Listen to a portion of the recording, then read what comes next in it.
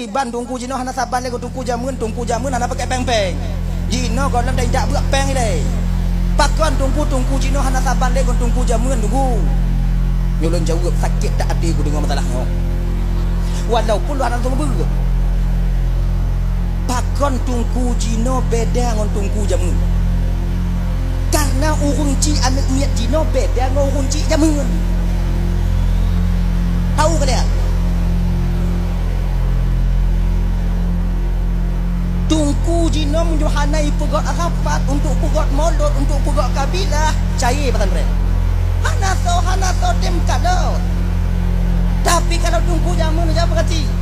nyoya intat anak jak bak beut kemudian di kalon bubung rumah tungku katiri koninan di pegot rapat pat lain ai rumah anak tanya rumah but anaknya katiri kibat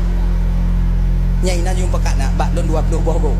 bak lon leblah bogo bak lon perak go bak lon limong buah go melon 20 leb go lon aku pun bubung tapi mandum hanjuk kujuk yang nasi mong puluh cok 2 limong tungku kemudian leh nyantuk kon talo bak lon nah yang moden talo bak lon kemudian lon tukang cut kemudian bak lon kopi bak lon bubur kacang hijau lagi nyan kemudian bak lon un yang na cik hana mu un lon gondong hana un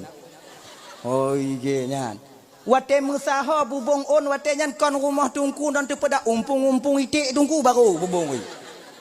jamun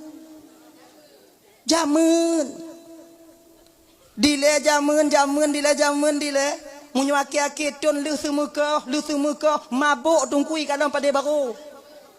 nyo biok ja intat nyo sabah humpang perasa ba tungku di taman la rumah ka punah ngam pade kadang-kadang sesak tungku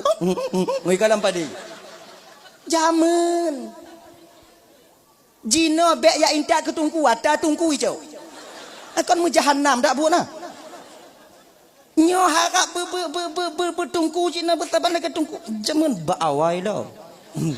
nyo peik ke kalon ke kelon lewat nyo awaknya peik ana talah nya ikeng kelon apa pekeun ju ana cekak tanya biasa dekeng ke gok ikeng ke nyo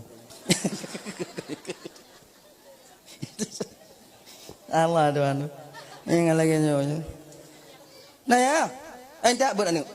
ja entak buat bat TPA ja entak buat batnya kemudian dia entak kontrol si gogo bet tak pediyun tong lagi leuh anu bede hokai pluang de pokok ita upung pun dong kutupum kalau hodain kenong hamba be gede be lagi nyan iji tanyo ibu apa akon si gogo ja kalon anu tanyo nai buat